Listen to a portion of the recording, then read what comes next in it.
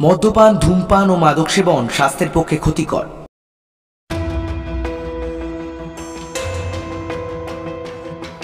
নমস্কার বন্ধুরা, আপনাদের রোমরহস্য পডকাস্টে স্বাগত। আমি অর্পণ আছি আপনাদের সঙ্গে। আজ আপনাদের জন্য হেমেন্দ্র কুমার রায়ের লেখা জয়ন্ত মানিক অ্যাডভেঞ্চার ফিরোজা মুকুট রহস্য শুরু হচ্ছে। জয়ন্ত মানিক অ্যাডভেঞ্চার ফিরোজা মুকুট রহস্য।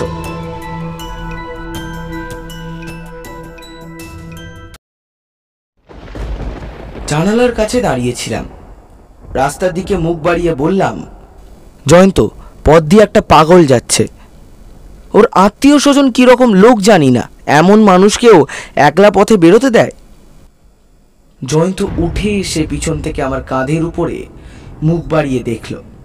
বর্ষাকাল, উপর কয়েকদিন ধরে প্রবল ধরাপাতের পর কাল থেকে বৃষ্টি থেমেছে বটে, কিন্তু আকাশ এখনো মেঘের চাদরে মুড়ে আছে।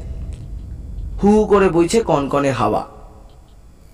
রাজপথের উপরে পুরু কাদার প্রলেপ। দিনের বেলাতেই সাজের ছায়ার ইঙ্গিত। যে কোনো মুহূর্তে আবার বৃষ্টিপালা শুরু হয়ে যেতে পারে। এই ভয়ে রাজপথ জনশূন্য। দেখা যাচ্ছে কেবল পাগলের মতো দেখতে একটি মাত্র মানুষকে। লোকটির বয়স হবে বোধহয় বছর 50। হোমরা চোমড়া, লম্বা চওড়া চেহারা সহজেই দৃষ্টি আকর্ষণ করে। সাজ পোশাকও জমকালো, কিন্তু লোকটার চেহারার সঙ্গে তার চাল চলন মোটেই খাপ খাচ্ছিল না। সে বেগে ছুটতে ছুটতে মাঝে মাঝে লাফিয়ে উঠছে, থেকে থেকে দুই হাত ছুঁড়ছে এবং মুখভঙ্গি করছে। আমি বললাম, ব্যাপার কি বল দেখি?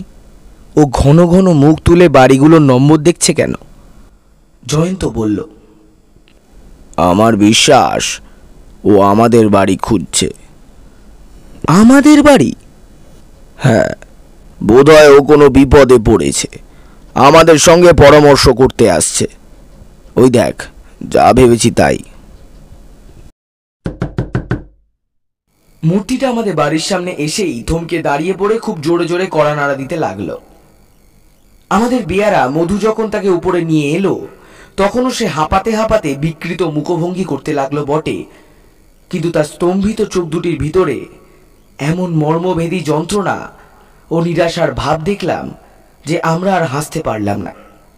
মন ভরে উঠল সকরুণ বেদনায়।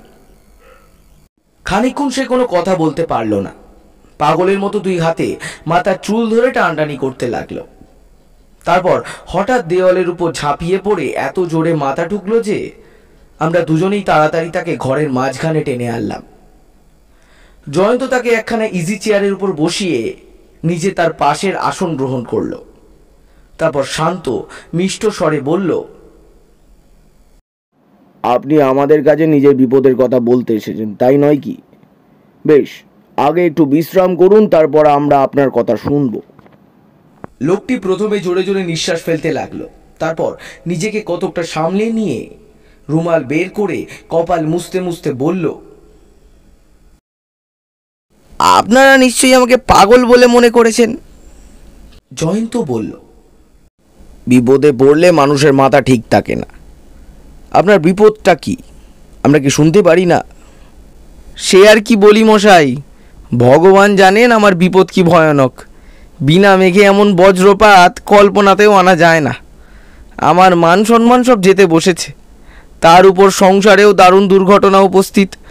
ঘরে বাইরে আচমকা দুর্ভাগ্যের আমন্ত্রণে আমি যে সত্যই পাগল হয়ে যাইনি, এটাই হচ্ছে আশ্চর্য। কেবল আমি নই মশাই, আমার দুর্ভাগ্যের অংশগ্রহণ করতে হবে আর একজন দেশ বিখ্যাত ব্যক্তিকেও। জয়ন্ত বলল, আপনার মনের কথা ধীরে সুস্থে খুলে বলুন, দেখি আপনার কোনো উপায় করতে পারি কিনা। আগে আমার নাম মহিমচন্দ্র রায়চৌধুরী। মহাজনী ব্যবসায় আমার কিছু নাম আছে। এই নাম দেশের কে না জানে। বিখ্যাত তার ব্যাংক, দেশ বিদেশে তার শাখা, তার চেয়ে বড় প্রাইভেট ব্যাংক এদেশে আর নেই। মহিমবাবুর মতো ধনকুবের এমন কি বিপদে পড়েছেন যার জন্য তাকে এমন উদ্ভ্রান্তের অবস্থায় আমাদের কাছে ছুটে আসতে হয়েছে? আমাদের মন ভরে উঠল বিস্ময়ে এবং কৌতূহলে। এতক্ষণ পরে যথাসম্ভব প্রাকৃতস্থ হয়ে মহিমবাবু বললেন, মশাই, আমার মামলা এখন পুলিশের হাতে গিয়েছে। পুলিশ কি করবে না করবে জানি না, কিন্তু আপনার উপর বিশ্বাস আমার অটল। পথের মাঝখানে আমার মোটরও আবার কল বিগড়ে গেছে। আমি পথ দিয়ে ছুটতে ছুটতে আপনার কাছে এসেছি। একবার শুনুন আমার বিপদের কথা। আপনারা নিশ্চয়ই জানেন, ব্যাংক কেবল টাকা জমা রাখে না, লেনদেনের কারবারও চালায়। অনেক বড় বড় পরিবার আমাদের কাছে গহনা, মূল্যবান জিনিসপত্র বা জমি বন্ধক রাখেন। বিনিময়ে আমরাও টাকা ধার দিই। কাল সকালে এমন এক ব্যক্তি আমার সঙ্গে সাক্ষাৎ করতে এসেছিলেন, যাকে দেখে আমি অভাবিত বিস্ময়ে অভিহিত হয়ে গিয়েছিল। কেবল বাংলাদেশের নয়, গোটা ভারতবর্ষের লোক তার নাম জানে। এমনকি ইউরোপ, আমেরিকাতেও তার নাম অপরিচিত নয়। তার অন্য কোনো পরিচয় আমি দিতে পারবো না, কেবল এইটুকুনি জেনে রাখুন, তিনি একজন মহামান্য মহারাজা। আমার বাড়িতে তার পদার্পণে আমি সম্মানিত হয়েছি। তাকে এই রকম অভিনন্দন দিতে উদ্যত হলুম, কিন্তু তার আগেই তিনি একেবারে কাজের কথা পেরে বসলেন। বললেন, মহিম বাবু, শুনেছি আপনারা টাকা ধার দেন। বললাম, আগে হ্যাঁ, যদি ভালো সিকিউরিটি থাকে। আজকেই আমার 30 লক্ষ টাকা নিতান্ত দরকার। আমার কাছে অবশ্য এই টাকার পরিমাণ তুচ্ছ। আমি অনায়াসে বন্ধু বান্ধবদের কাছ থেকে এই টাকাটা সংগ্রহ করতে পারি, কিন্তু আমি কারোর কাছে বাধ্যবাধকতা স্বীকার করতে প্রস্তুত নই। কতদিনের জন্য আপনি টাকা চান? 1 হপ্তার জন্যে। 1 সপ্তাহ পরে সমস্ত টাকা নিশ্চয়ই আমি সুদে আসলে ফিরিয়ে দেব। কিন্তু আমি মহাজন, কিসের বিনিময়ে আমি 30 লক্ষ টাকা দেব সেটাও আমার জানার দরকার। নিশ্চয়ই, সেজন্য আমি প্রস্তুত হয়ে এসেছি। মহারাজের সঙ্গে করে এনেছিলেন একটি চৌকো মরক্কো কেস। তিনি তার ডালা খুলে আমাকে দেখালেন। ভিতরে নরম মখমলের বিছানায় বসানো আছে এক অপূর্ব বিচিত্র রত্নমুকুট, নীরের সোনা দিয়ে তৈরি, এবং তার উপরে আছে মস্ত ফিকে নীল 40খানা ফিরোজা। তার সোনার কাজও অসাধারণ। এই রত্নমুকুটের কথা আমিও শুনেছি। মহারাজার নামের মতো তার খ্যাতিও ফেরে লোকের মুখে মুখে। মহারাজা বললেন, আমি যে টাকা চাই তার চেয়ে মুকুটের দাম 2 গুণ বেশি। এইটি আমি আপনার কাছে বন্ধক রাখতে চাই। মুকুট হাতে করে আমি বসে কিংকর্তব্য বিমূঢ়ের মতো। মহারাজা বললেন, এর মূল্য সম্বন্ধে আপনার কোনো সন্দেহ আছে? বিন্দু মাত্র না। আমি ভাবছি যে এমন অমূল্য জিনিস কেন আমি এখানে রেখে যেতে চাই, তাই তো? হ্যাঁ, আমিও রেখে যেতাম না, যদি 1 সপ্তাহ পরে এটা ফিরিয়ে নিয়ে যাবার শক্তি না থাকতো। এখন আপনার মত কি? আমি রাজি।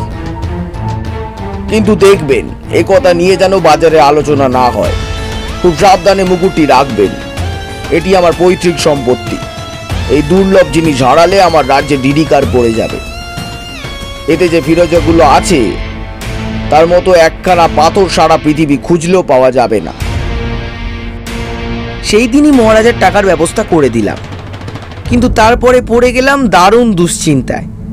বারবার মনে হতে লাগলো, এত বড় ঝুঁকি ঘাড়ে নিয়ে বড় ভালো কাজ করলাম না।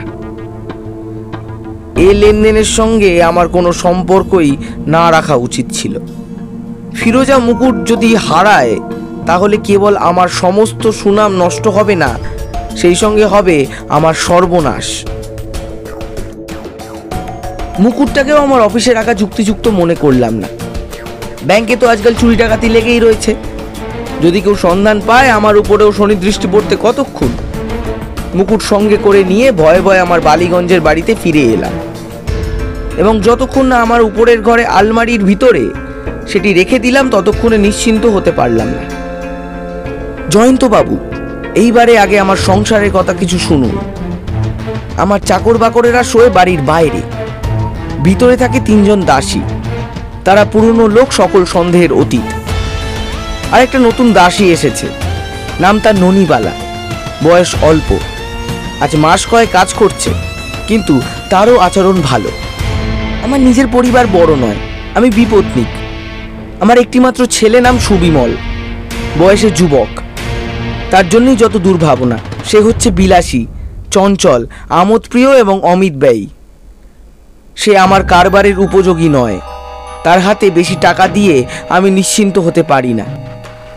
তার স্বভাবের জন্য লোকে দায়ী করে আমাকেই, বলে আমি আদর দিয়ে তার মাথা খেয়েছি।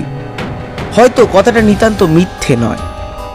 একে সে আমার একমাত্র সন্তান, তার উপরে অল্প বয়সেই মাতৃহারা। তার মুখের দিকে তাকালে আমার বুক ফেটে যায়। সুবিমলের বন্ধুরা সব সম্ভ্রান্ত পরিবারের নিষ্কর্মা ছেলে।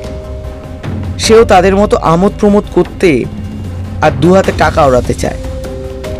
তাদের এক ক্লাব আছে, সেখানে তাসের জুয়া চলে।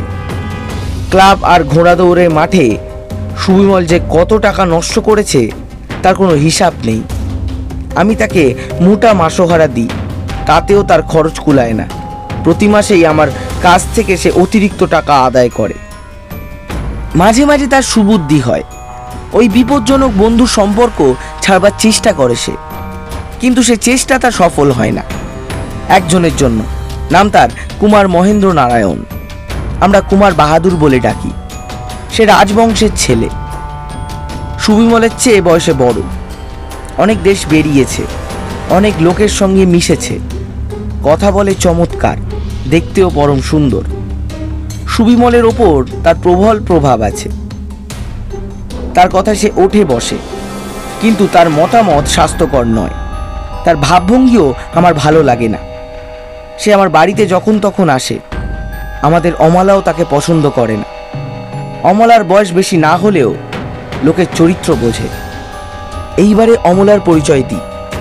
সে আমার এক পরলোকগত বাল্যবন্ধুর মেয়ে, আমাদেরই স্বজাতি। তার বয়স যখন 8-9 বছর, সেই সময় তার পিতা তাকে একান্ত অসহায় অবস্থায় রেখে হঠাৎ মারা পড়েন। আমাকেই অমলার ভার গ্রহণ করতে হয়। সেই থেকেই এ বাড়িতে সে আমার নিজের মেয়ের মতো লালিত পালিত হচ্ছে। আমার এক অন্ধকার বাড়িকে সে আলো করে আছে, সোনালি রোদের মতো। একটি শান্ত, নম্র, স্নেহময়ী তরুণী। সে না থাকলে অচল হয়ে পড়ে আমার জীবন। অমলা আমার সব কথা রাখে, কেবল একটি কথা ছাড়া। সুবিমল 2-2বার তাকে বিবাহ করতে চেয়েছিল। তাকে সে সত্যি সত্যিই ভালোবাসে, কিন্তু অমলা রাজি হয়নি।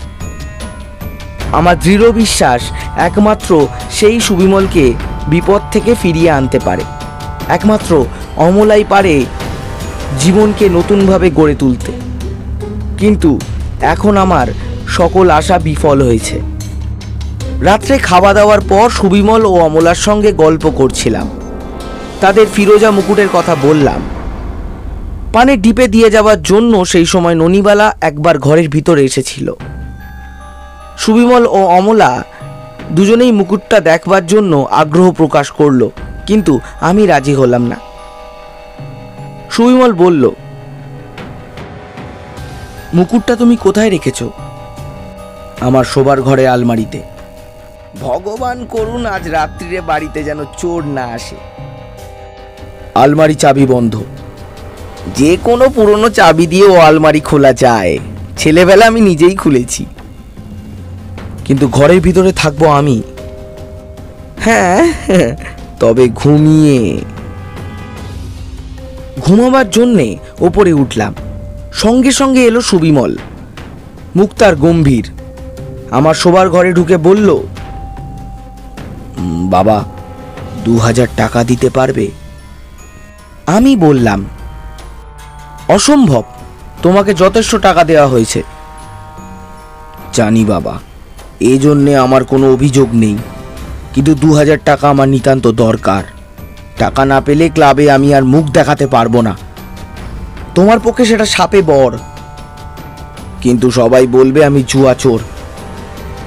সে অপমান আমি সইতে পারবো না। যেমন করে পারি এই ঋণ আমাকে শোধ করতেই হবে। আমি ক্রুদ্ধ স্বরে বললাম, এই মাসেই আরো 2বার তুমি আমার কাছ থেকে উপরি টাকা আদায় করেছো।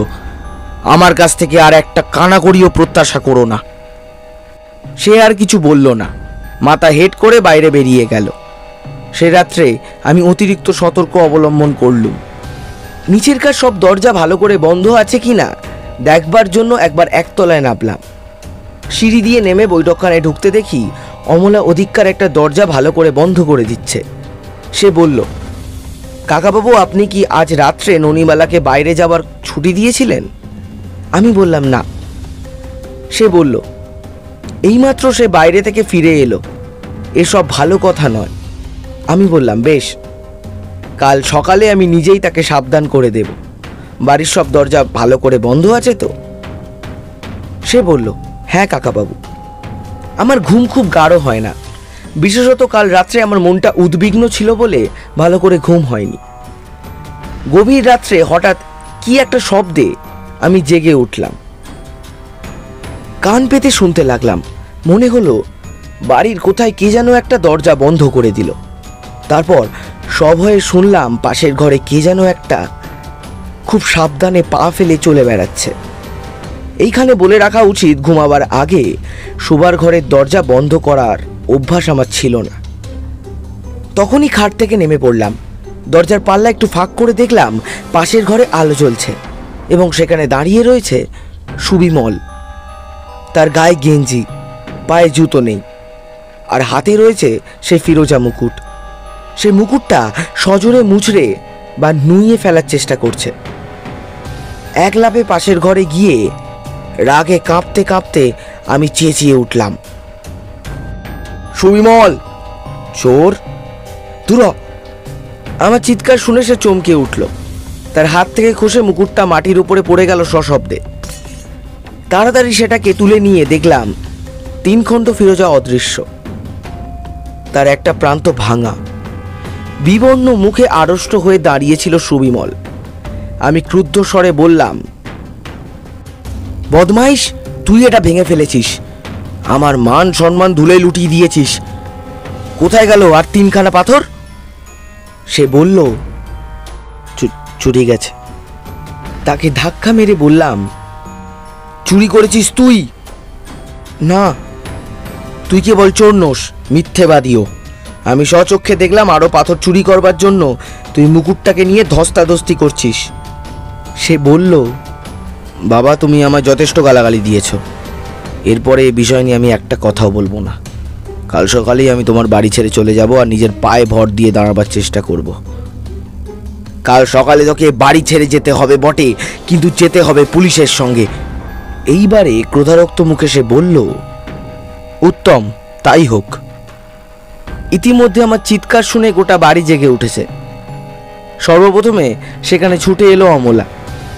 সুবিমলের মুখ ও আমার হাতের মুকুট দেখে তার আর কিছুই বুঝতে বাকি রইল না। একটা আর্তনাদ করে সে অজ্ঞান হয়ে পড়ে গেল। সকালে পুলিশ এলো। সুবিমল বলল, বাবা, তাহলে তুমি আমাকে চোর সাব্যস্ত করলে? তাছাড়া আর উপায় নেই, আমি নিজের চোখকে অবিশ্বাস করতে পারবো না। তাহলে অন্তত 5 মিনিটের জন্য আমাকে একবার বাড়ির বাইরে যেতে দাও। বুঝেছি, তুমি সরে পড়তে চাও, তাই তো? কেবল একটা শর্তে তোমাকে আমি ক্ষমা করতে পারি।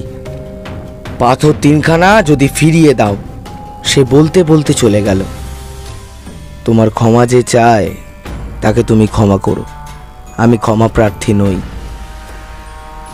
সুবিমলকে আমি পুলিশের হাতে সমর্পণ করেছি।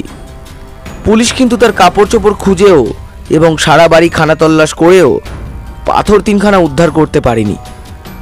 সুবিমল অস্বীকার করেনি কোনো কথা, একেবারেই যেন বোবা হয়ে গিয়েছে। এই আমার দুর্ভাগ্যের কাহিনী। ভগবান, আমি এখন কি করব? এই রাত্রে আমি আমার সম্মান, আমার বন্ধকি রত্ন, আমার সন্তানকে হারালাম। আমি এখন কি করব?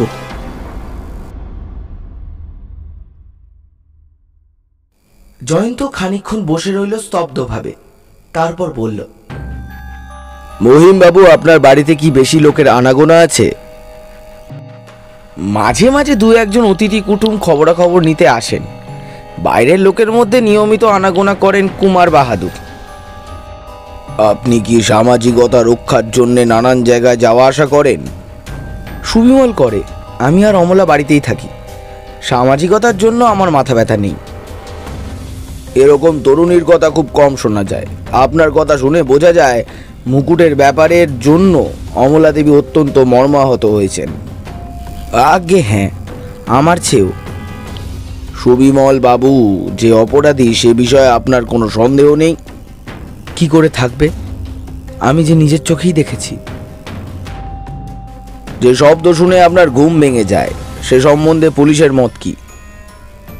তাদের মতে সুবিমল ঘর থেকে বেরিয়ে দুম করে দরজা বন্ধ করে দিয়েছিল। বাজে কথা। চোর কখনো পাড়া জাগিয়ে চুরি করে না।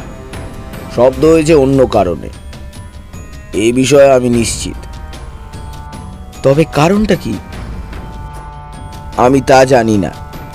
মহিমবাবু, মামলাটা আপনি সহজ মনে করেছেন, কিন্তু আমার মতে এটা হচ্ছে জটিল মামলা। আপনি অনুমান করছেন আপনার ছেলে নিজের ঘরের দরজা সহজেই সশব্দে বেজিয়ে আপনার ঘুম ভাঙিয়ে দিয়েছিল। তাহলে তিনি মুকুটটা কখন চুরি করলেন? আর এই অল্প সময়ের মধ্যে পাথর তিনখানা লুকিয়ে বা রাখলেন কোথায়? না মহিমবাবু, এই ঘটনার মধ্যে আছে অজানা কোনো রহস্য। কি রহস্য? সেটাই এখন আবিষ্কার করতে হবে। আপাতত আপনার ঠিকানা রেখে আপনি বাড়ি ফিরে যান। একটু পরেই আমরা ঘটনাস্থলে গিয়ে হাজির হব। বড় রাস্তা থেকে একটু তফাতে মহিমবাবুর মস্ত বাড়ি। সামনে খানিকটা খোলা জমি, ডান দিকে একটি ছোট কাঁচা রাস্তা। বাড়ি দুটো ফটক, একটি বড় এবং একটি ছোট। বড় ফটকটি বাড়ির সামনের দিকে এবং দ্বিতীয়টি বলা চলে খিড়কির ফটক। তার ভিতর থেকে বেরিয়ে এলে ব্যবহার করতে হয় কাঁচা রাস্তাটি। বড় ফটকের সামনে দাঁড়িয়ে আমাদের জন্য অপেক্ষা করছিলেন স্বয়ং মহিমবাবু। জয়ন্ত বলল, মানিক, তুমি খানিকক্ষণ মহিমবাবুর সঙ্গে আলাপ করো। আমি আগে বাড়ির চারদিকটা ঘুরে দেখে আসি। মহিমবাবু আমাকে নিয়ে গেলেন তার বৈঠকখানায়। তার মুখে দুশ্চিন্তার চিহ্ন। কথাবার্তা বড় একটা হলো না। মিনিট কয়েক পরেই ভিতরে প্রবেশ করলেন একটি তরুণী। সুদর্শনা, সুগঠনা, কিন্তু তার চোখের ভাব আর্ত। মুখ একেবারে পাণ্ডুর। দেহখানি দেখলেও বোধহয় দুঃখের ভার সইতে না পেরে এক্ষুনি ভেঙে পড়বে। আন্দাজে বুঝলাম ইনি হচ্ছেন অমলা দেবী। অমলা আমার দিকে ফিরেও তাকালেন না। একেবারে মহিমবাবুর কাছে গিয়ে তার একখানা হাত ধরে বললেন, কাকাবাবু, সুবিমলকে তুমি ছেড়ে দিতে বলেছ তো? মহিমবাবু মাথা নেড়ে বললেন, না মা, ব্যাপারটা শেষ পর্যন্ত না দেখলে চলবে না। অমলা দেবী সুবিমলকে নির্দোষ বলে আখ্যা দেন।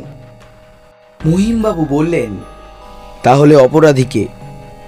অমলা দেবী বললেন, তা তিনি জানেন না, কিন্তু সুবিমল পুলিশের হাতে এ কথা কল্পনাও করা যায় না।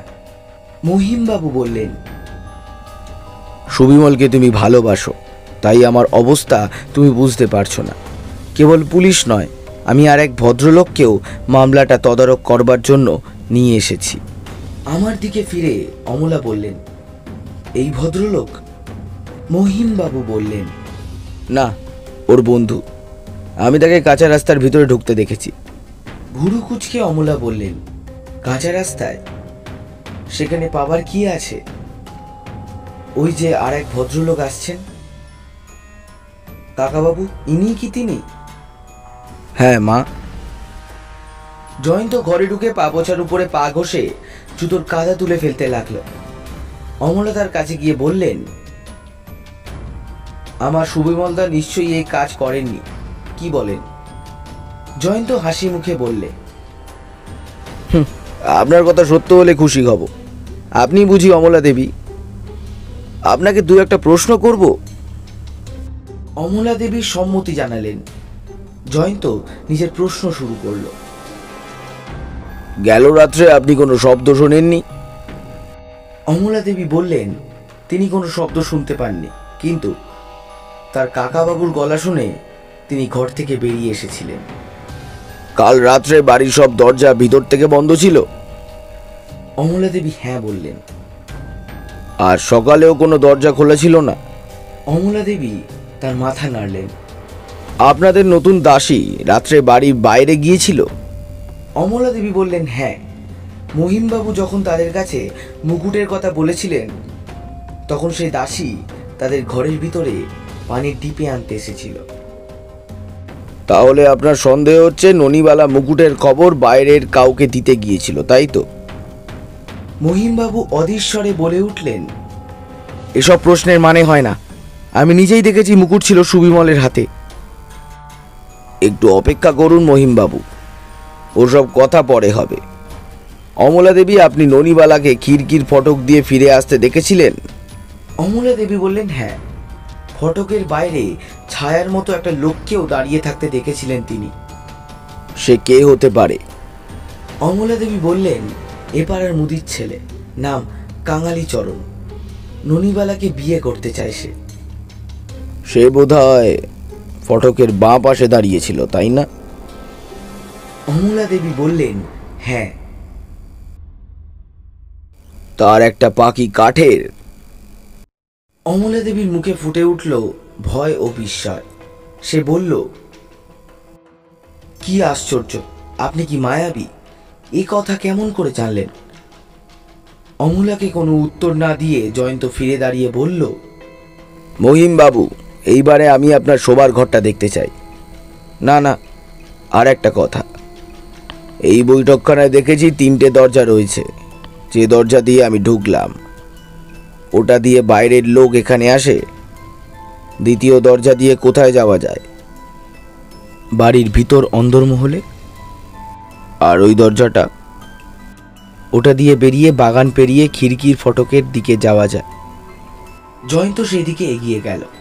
পকেট থেকে আতস কাচ বের করে দরজার চৌকাঠের তলাটা অল্পক্ষণ পরীক্ষা করে বলল, এইবারে ওপরে চলুন। মহিমবাবু শোয়ার ঘরটি মাঝারি। একখানা খাট, একটি ড্রেসিং টেবিল, একটি আলমারি, খান 2 চেয়ার ছাড়া সেখানে আর কোনো আসবাব নেই। জয়ন্ত বলল, মুকুট আছে ওই আলমারিতে? আগে হ্যাঁ। মহিমবাবুর কাছ থেকে চাবি নিয়ে আলমারি খুলে জয়ন্ত বলল, খোলবার সময় কোনো শব্দ হয় না, এই জন্যে আপনার ঘুম ভাঙিনি। জয়ন্ত মোড়কো কেসের ভিতর থেকে মুকুটটি বার করে বিছানার উপর স্থাপন করল। সে এক অপরূপ সৌন্দর্যের ঐশ্বর্য। তার দিকে তাকালেও যেন চোখ জুড়িয়ে যায়। কেবল অপূর্ব ফিরোজাগুলি দৃষ্টি আকর্ষণ করে না। যে স্বর্ণকার এই মুকুটটি গড়েছে, নিশ্চয়ই সে একজন উঁচুদরের শিল্পী। জয়ন্ত বলল, মহিমবাবু, মুকুটে এই প্রান্তটা একটুখানি ভেঙে গেছে, আপনি আরো একটু ভেঙে ফেলতে পারেন কি? আতঙ্কে শিউরে মহিমবাবু বলে উঠলেন, সর্বনাশ, বলেন কি মশাই? সে আমি প্রাণ থাকতেও পারবো না। বেশ, আপনি না পারেন, আমি পারি কিনা দেখা যাক। বলেই সে মুকুটটা তুলে নিয়ে 2 হাত দিয়ে তার এক প্রান্ত ভাঙবার চেষ্টা করল। তারপর সে বলল, লোকে বলে আমি নাকি মহামূল্যবান ব্যক্তি, মুকুটের এই প্রান্তটা একটু দোমড়াতে পেরেছি। প্রাণপণে শক্তি প্রয়োগ করলে বোধহয় ভেঙে ফেলতেও পারি, কিন্তু কোনো একজন সাধারণ মানুষের সে ক্ষমতা হবে না। আর এক কথা, মুকুটটা এইভাবে যদি এখন ভেঙে ফেলা যায়, তাহলে ঠিক পিস্তল ছোড়ার মতো একটা আওয়াজ হবে। মহিমবাবু, পাশের ঘরে আপনি সুবিমলকে মুকুট নিয়ে দস্তাদস্তি করতে দেখেছেন, অথচ এরকম কোনো আওয়াজ শোনেননি। এ বড় আশ্চর্যের কথা। মহিমবাবু বললেন, কি জানি মশাই, আমি তো কিছুই বুঝতে পারছি না। আপনারা এখানে বসুন, এখন আমি একলা একবার বাড়ির বাইরে যেতে চাই। এই বলে জয়ন্ত প্রস্থান করল এবং প্রায় ঘণ্টাখানেকের পর ফিরে এসে বলল, মহিমবাবু, এখানে যা যা দেখবার আমি দেখে নিয়েছি, এইবারে আমি বাড়ি ফিরতে চাই। কিন্তু আমার রত্ন 3খানা কোথায়? তা আমি বলতে পারবো না। হাত কচলাতে কচলাতে মহিমবাবু বললেন, বেশ বুঝতে পারছি, আমার ভাঙা কপাল আর জোড়া লাগবে না। অমলা কাকুতি ভরা কণ্ঠে বলল, তার সুবিমলদাকে যেন আমরা রক্ষা করি। রক্ষাকর্তা ভগবান, আমি নই। মহিমবাবু, আমি পেশাদার গোয়েন্দা নই, কাজ করি শখের খাতিরে, কিন্তু আমি পারিশ্রমিক নেব না বটে, তবে চোরাই পাথর 3খানা ফিরে পেতে হলে আপনাকে কিছু অর্থ ব্যয় করতে হবে। মহিমবাবু উচ্ছ্বাসিত কণ্ঠে বলে উঠলেন, ভগবানকে ধন্যবাদ। তাহলে সেগুলো ফিরে পাওয়ার সম্ভাবনা আছে? বলুন বলুন, আমাকে কত টাকা দিতে হবে? আন্দাজে তা আজ বলতে পারছি না। কাল সকালে 10টার সময় দয়া করে একবার আমার বাড়িতে যাবেন। আশা করি সেই সময় আপনাকে আলোকিত করতে পারবো। এসো মানিক। বেশ, বুঝলাম, জয়ন্ত কিছু একটা সাব্যস্ত করে ফেলেছে। আমি কিন্তু এখনো অন্ধকারের মতো গোলকধাঁধার মধ্যে পথ হাতড়ে বেড়াচ্ছি। বাড়িতে ফেরবার মুখে জয়ন্তকে বার কয়েক জাগ্রত করার চেষ্টা করলাম, যদি সে পথ নির্দেশ করতে পারে। কিন্তু আমার সকল চেষ্টাই ব্যর্থ হলো। সে শিলামূর্তির মতো মৌন। বাড়িতে এসে জয়ন্ত নিজের ঘরের ভিতরে প্রবেশ করলো। আধ ঘন্টা পরে সে যখন আবার বেরিয়ে এলো, তখন একেবারে বদলে গেছে তার চেহারা। চুলগুলো উস্কো খুস্কো রুক্ষ, বাঙালি একটা আপ, কানে গোজে একটা বিড়ি, গায়ে আধ ময়লা, পরনে রঙিন ছিটের লুঙ্গি, পায়ে বাটা কোম্পানির ছেঁড়া একটা কাদা মাখা রবারের জুতো, 1 নম্বরের ভবঘুরে মূর্তি। অবাক হয়ে তার দিকে তাকিয়ে রইলাম। জয়ন্ত হাসতে হাসতে বলল, আচ্ছা মানিক, বলো তো, এই রকম লোকের মুখে কি রকম গান মানায়? এই গানটা চলবে? বলেই গুনগুন করে প্রথম 2 লাইন গাইল। ও আমার কমলা লেবু প্রাণ, সিলেটে জন্ম তোমার, বেলেঘাটায় স্থান। বললাম, এই বেশে কোথায় যাচ্ছ হে? আমি তো কিছুই বুঝতে পারছি না। ভবঘুরেরা যেখানে যায় রাস্তায়। মধু, ও মধুসূদন। ডাক শুনেই মধুর আবির্ভাব। সারাদিনটাই হয়তো পথে টোটো করে ঘুরে মরতে হবে, কিন্তু পেট খালি রাখলে চলবে না। চটপট খান কয়েক শশা আর চিকেন স্যান্ডউইচ বানিয়ে কাগজে মুড়ে দাও দেখি। জয়ন্ত বেরিয়ে গেল এবং ফিরে এলো বেলা 5টার সময়। হাতে তার ঝুলছে দড়ি দিয়ে বাঁধা একজোড়া পুরনো লপেটা জুতো। মুখ তার হাসি খুশি। আমি তখন চা পান করতে বসেছি। জয়ন্ত আমার সঙ্গে যোগ দিল, বলল, আবার বেরিয়ে পড়ার জন্য এখানে এসেছি। 1 পেয়ালা চা দাও তো, খেয়েই উঠবো। আবার যাবে কোথায়? এই বালিগঞ্জ, এখানে সেখানে। আমার জন্য অপেক্ষা করো না, ফিরতে রাত হবে। বলছি, খবর ভালো তো? মন্দ নয়, মন্দ নয়, অভিযোগ করবার কিছুই নেই। দুপুরে মহিমবাবুদের পাড়াতেও গিয়েছিলাম, কিন্তু তার বাড়িতে ঢুকিনি। বাড়ির মনের মতো মামলা হে, কাজ করে খুশি আছি। কিন্তু যাক, এখন আমার গাল গল্প করার সময় নেই। এক্ষুনি আমার সম্ভ্রান্ত সমাজে প্রবেশ করবার জন্য বেশ পরিবর্তন করতে হবে।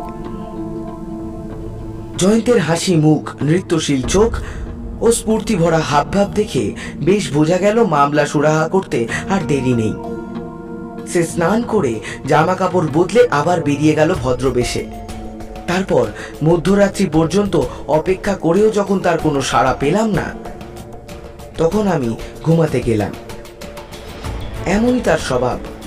কখনো কখনো সে দিনের পর দিন অনুপস্থিত থাকে, সুতরাং তার জন্য আমার কোনোই দুর্ভাবনা হলো না।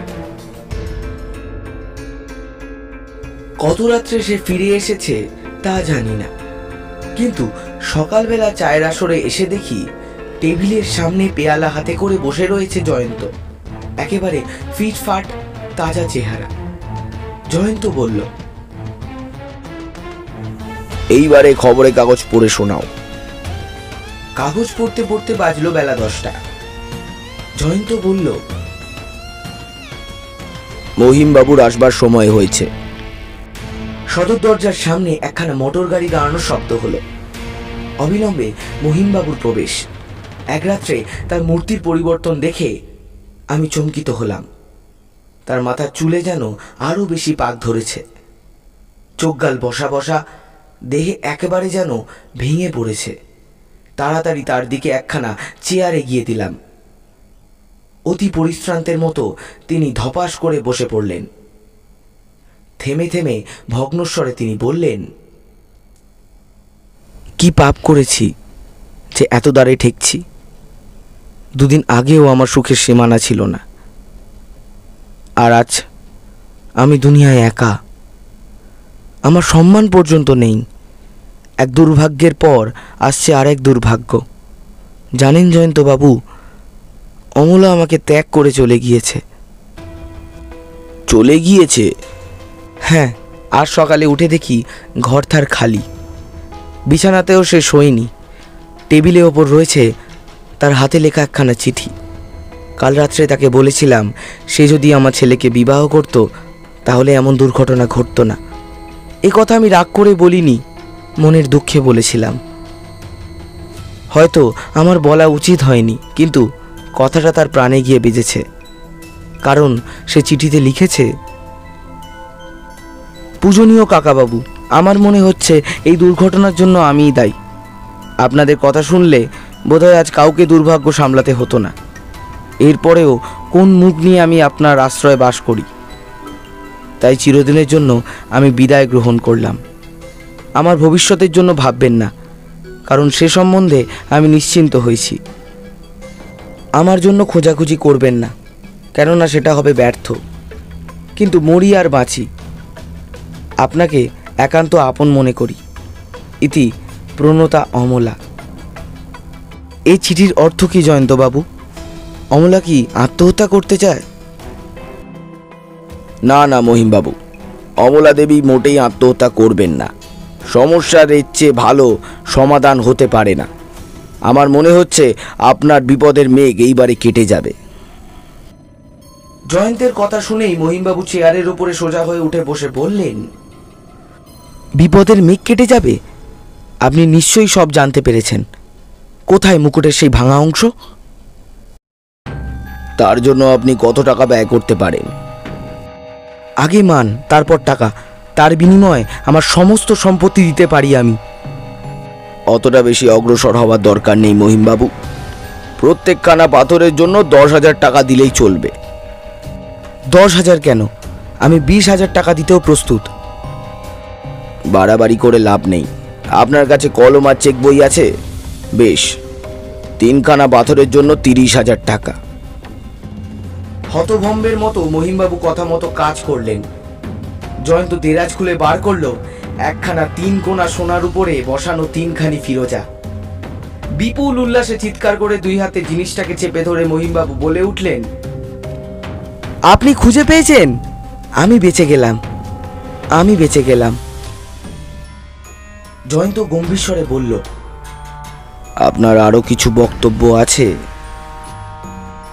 আরো কিছু বক্তব্য? বুঝেছি, আপনি পুরস্কার চান। পকেট থেকে চেক বই ও কলম বার করে মহিমবাবু বললেন, বলুন কত হাজার টাকা চান আপনি? যা চান তাই দেব। 1 টাকাও চাই না। তবে কি কর্তব্যের কথা বলছেন? আপনার কর্তব্য হচ্ছে সুবিমলের কাছে ক্ষমা প্রার্থনা করা। আমি ক্ষমা প্রার্থনা করব কেন? সুবিমলের মতো পুত্র যে কোনো পিতার মুখ উজ্জ্বল করতে পারে। আপনি কি বলছেন? ঠিক কথাই বলছি। তবে কি?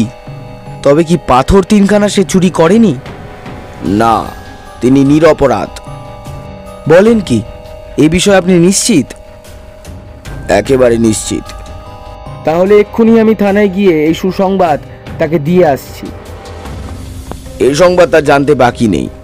কাল আমি নিজেই তার সঙ্গে দেখা করতে গিয়েছিলাম, কিন্তু যখন কিছুতেই আসল ব্যাপার সে ভাঙতে রাজি হলেন না, তখন আমি যা অনুমান করেছিলাম সেটা তাকে খুলে বললাম। তারপর তাকে স্বীকার করতে হলো যে আমার অনুমানই সত্য। সবই যে অদ্ভুত রহস্য বলে মনে হচ্ছে। ভগবানের দোহাই, সব কথা খুলে বলুন। হ্যাঁ, বলবো বই কি। পায়ে পায়ে কেমন করে আমি অগ্রসর হয়েছি তাও আপনাকে বলবো, কিন্তু তার আগে আর একটা কথা শুনুন। এই চুরির সঙ্গে অমলা দেবী আর কুমার বাহাদুরের যোগাযোগ আছে। অমন কথা মুখেও আনবেন না। আমার অমলা? অসম্ভব। দুঃখের বিষয়, অসম্ভবই হয়েছে সম্ভব। এই কুমার বাহাদুর হচ্ছে এক নিঃস্ব বড় ঘরের ছেলে, সর্বহারা জুয়ারি। তার না আছে হৃদয়, না আছে বিবেক বুদ্ধি। তার চরিত্র যে কতখানি জঘন্য আপনি বা সুবিমল বাবু কেউ তা জানেন না। অমলা দেবী তো সংসারের একমাত্র তরুণী, তিনি তার স্বরূপ বুঝবেন কেমন করে? তিনি তার সুন্দর মুখ দেখে ভুলেছিলেন, বিশ্বাস করেছিলেন তার প্রত্যেকটি মিথ্যে কথা। সে নিশ্চয়ই তাকে বিবাহ করবে বলে অঙ্গীকার করেছিল। দুজনের মধ্যে দেখাশোনা হতো প্রায়। মহিমবাবু জোরে জোরে মাথা নেড়ে বললেন, এইসব কথা আমি বিশ্বাস করতে পারবো না, পারবো না। শুনুন মহিমবাবু, আমি মামলাটাকে যেভাবে কারা করেছি তার মধ্যে ভুলচুক নেই এমন কথা আমি বলতে পারি না। খানিক অস্পষ্টতা থাকবেই। অমলা দেবীকে পেলে যে অস্পষ্টতা দূর করা যেত, কিন্তু তিনি এখন জবানিকার অন্তরালে। ঘটনার দিন রাত্রে আপনি নিচে নেমে দেখেছিলেন খিড়কি ফটকের দিকে যাওয়ার জন্য বৈঠকখানায় যে দরজাটা আছে, অমলা সেটাকে বন্ধ করে দিচ্ছেন। আসলে বাইরে সেখানে ছিল কুমার বাহাদুর। দরজার কাছে দাঁড়িয়ে তার সঙ্গে কথা বলছিলেন অমলা। তিনি কথার প্রসঙ্গে নিশ্চয়ই বলেছিলেন ফিরোজা মুকুটের কথা। শুনেই কুমার বাহাদুরের মনে জাগ্রত হয় দুর্দান্ত লোভ। সে ঠিক কি প্রস্তাব করে বলতে পারবো না। খুব সম্ভব মুকুটটা সে খালি একবার দেখতে চেয়েছিল। অমলা যে আপনাকে ভালোবাসেন তাতে কোনো সন্দেহ নেই। প্রথমটা নিশ্চয় তিনি এই বিপজ্জনক প্রস্তাবে রাজি হননি, কিন্তু কুমার বাহাদুর শেষটা তাকে বুঝিয়ে দেয় যে মুকুটটা কেবল একবার চোখে দেখলে কারোর কোনো ক্ষতি হবে না। সে মুকুটটা দেখবার জন্য গভীর রাত্রে আবার সেখানে আসবে। জেদাজেদিতে পড়ে অমলাকে শেষটা সম্মতি দিতে হয়। ঠিক সেই সময় হয় আপনার আবির্ভাব। অমলা তাড়াতাড়ি দরজা বন্ধ করে দেন। আপনার কাছে ননিবালার বিরুদ্ধে অভিযোগ করেন। সেই অভিযোগ মিথ্যা নয়। টাকার জন্য আপনার সঙ্গে কথা কাটাকাটি করে সে রাত্রে সুবিমল বাবুর মেজাজ খারাপ হয়ে যায়। তার উপরে ক্লাবের দিনার জন্যও তার মনে ছিল দুশ্চিন্তা। তার ঘুম হয়নি, মধ্যরাত্রেও জেগেছিলেন।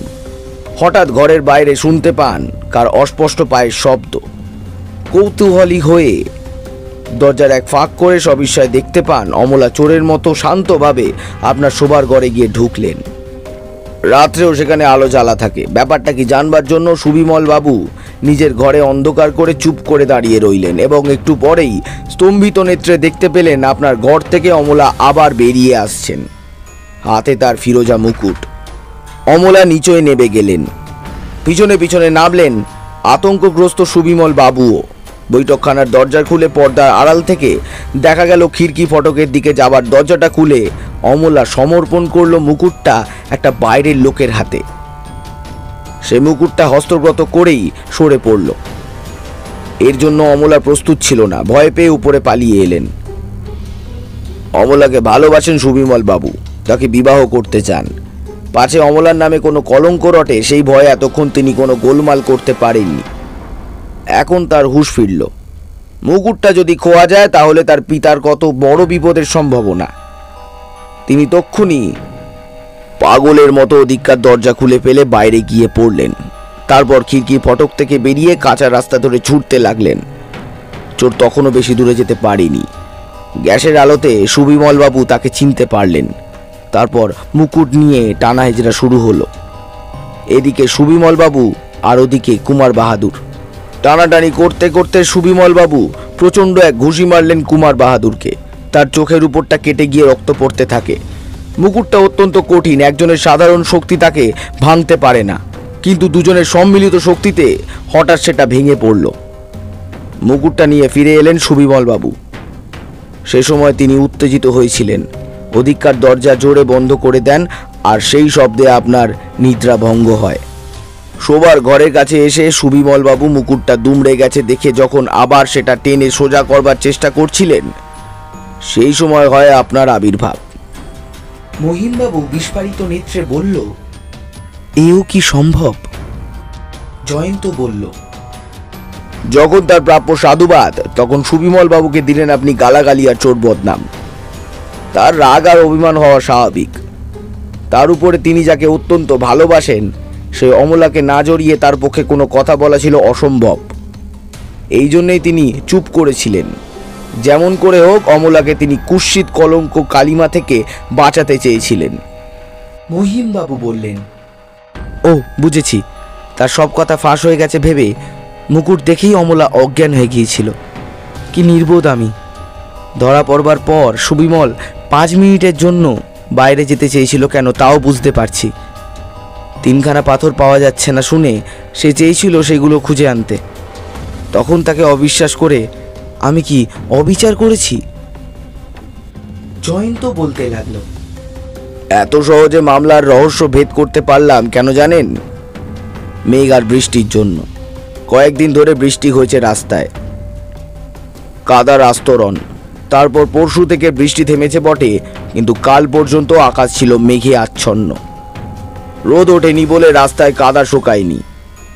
মানুষের পদচিহ্নগুলো আপনার বাড়ির পাশে কাঁচা রাস্তার উপরে লিখে রেখেছিল বিচিত্র ইতিহাস। কাল সকালে ঘটনাস্থলে গিয়ে আমি সবার আগে সেই ইতিহাস পাঠ করার চেষ্টা করেছি। কাঁচা রাস্তাটা দিয়ে বেশি লোক চলাচল নেই, বৃষ্টির ধারায় আগেকার সব পদচিহ্ন ধুয়ে মুছে গিয়েছিল। সুতরাং রাত্রে ওখানে কারা চলাফেরা করেছিল সেটা জানতে কিছুই বেগ পেতে হলো না আমায়। তারপর দেখলাম 2 সার শৌখিন জুতোর দাগ বাড়ির বাইরে থেকে বাড়ির দিকে চলে গিয়েছে। সেই সঙ্গে পেলাম আরো 2 সার খালি পায়ের চিহ্ন। দাগের গভীরতা ও ব্যবধান দেখে বুঝতে দেরি লাগলো না, কেউ খালি পায়ে ছুটতে ছুটতে বাড়ির ভিতর থেকে বেরিয়ে আবার ফিরে এসেছে ছুটতে ছুটতেই। মনটা খুশি হয়ে উঠল, কারণ আগেই আপনার মুখে শুনেছিলাম যে সুবিমল বাবুকে আপনি নগ্ন পদে মুকুট নিয়ে টানাটানি করতে দেখেছিলেন। এক জায়গায় দেখলাম কাদার উপরে বিষম ধস্তাধস্তির চিহ্ন, সেখানেও খালি পায়ের আর শৌখিন জুতোর দাগ। সেখানে যে রক্তপাত হয়েছে তাও বোঝা গেল। তারপর জুতোর দাগ চলে গিয়েছে গলির বাইরের দিকে, আর খালি পা ফিরে এসেছে বাড়ির দিকে। ধরে নিলাম সে বাড়িরই লোক। আপনার মনে আছে বৈঠকখানায় ঢুকে খিড়কির ফটকের দিকে যাবার দরজার তলাটা আমি পরীক্ষা করছিলাম? একজন লোক কাদামাখা খালি পা নিয়ে বাড়ির ভিতরে প্রবেশ করেছে, সেখানে ছিল তার স্পষ্ট চিহ্ন। তখন আসল ব্যাপারটা কত আন্দাজ করতে পারলাম। কোনো শৌখিন জুতো পরা লোক মুকুট হস্তগত করে প্রস্থান করেছিল। সুবিমল বাবু দেখতে পেয়ে তার অনুসরণ করেন, তার সঙ্গে ধস্তাধস্তি করে মুকুট ছিনিয়ে নিয়ে আবার বাড়ির ভিতরে ফিরে আসেন। চোরকে নিশ্চয়ই বাড়ির কোনো লোক সাহায্য করেছিল। বাড়ির ভিতরে ছিল কেবল দাসীরা আর অমলা, কিন্তু দাসীদের মুখ চেয়ে সুবিমল বাবু নিশ্চয়ই অপরাধের কোনো বোঝা নিজের মাথায় তুলবেন না। বাকি রইলেন কেবল অমলা। সুবিমল বাবু তাকে ভালোবাসেন, তার মন রক্ষার জন্য তিনি সব করতে পারেন। অতএব প্রথমে অসম্ভব মনে হলেও আমি সন্দেহ করলাম অমলাকেই। তার উপরে রাত্রে আপনি তাকে বৈঠকখানার বাগানে যাওয়ার দরজা কাছে দাঁড়িয়ে থাকতে দেখেন, এবং মুকুট দেখে তিনি ভয়ে আর্তনাদ করে অজ্ঞান হয়ে গিয়েছিলেন। এখন শৌখিন জুতো পরা লোকটা কে হতে পারে? এ বাড়িতে কুমার বাহাদুর হামেশাই আনাগোনা করে, তার নাম আগেই শুনেছিলাম। সে হচ্ছে অত্যন্ত কুবিখ্যাত লোক। ভবঘুরে সেজে তার চাকরের সঙ্গে আলাপ জমিয়ে ফেললাম। শুনলাম তার মুনিম আগের রাত্রেই আহত অবস্থায় বাড়ি ফিরেছে। নিজের ছোড়া জুতোগুলো দেখিয়ে 8 আনা পয়সা দাম দিয়ে তার কাছ থেকে কুমার বাহাদুরের 1 জোড়া পুরনো ফেলে দেওয়া লোপেটা কিনে আনলাম। তারপর আপনার বাড়ির পাশে কাঁচা রাস্তায় এসে সেই শৌখিন জুতোর দাগের সঙ্গে লোপেটা জুতোগুলো মিলিয়ে দেখলাম। অবিকল মিলে গেল, আর কিছুই বুঝতে বাকি রইল না। তারপর পোশাক বদলে কুমার বাহাদুরের সঙ্গে দেখা করলাম। আমি জানি এই কেলেঙ্কারি আপনি চাপা দিতে চান, তাই পুলিশের সাহায্য গ্রহণ করলাম না। সে প্রথমটা সবই উড়িয়ে দিতে চাইল। তারপর আমি যখন তার বিরুদ্ধে যেসব প্রমাণ ছিল একে একে সেগুলো উল্লেখ করলাম, সে মারমুখো হয়ে লাঠি নিয়ে তেড়ে এলো। আমিও বার করলাম আমার রিভলভার। তখন সে কতকটা শান্ত হলো। আমি বললাম, পাথর 3খানা ফিরিয়ে দাও, আমরা 30,000 টাকা দিতে প্রস্তুত আছি। সে বলল সে 5,000 টাকায় 3খানা পাথর বেচে ফেলেছে। তারপর তার কাছ থেকে সে চোরাই মালের কারবারির ঠিকানা আদায় করলাম। অনেক বুঝিয়ে সুঝিয়ে 30,000 টাকার বিনিময়ে আপনার রত্ন উদ্ধার করে এনেছি। মহিমবাবু উচ্ছ্বসিত কণ্ঠে বললেন, ধন্যবাদ জয়ন্তবাবু, অসংখ্য ধন্যবাদ। আপনার ঋণ এই জীবনে শোধ করতে পারবো না। আপনার ক্ষমতা জাদুকরের মতো।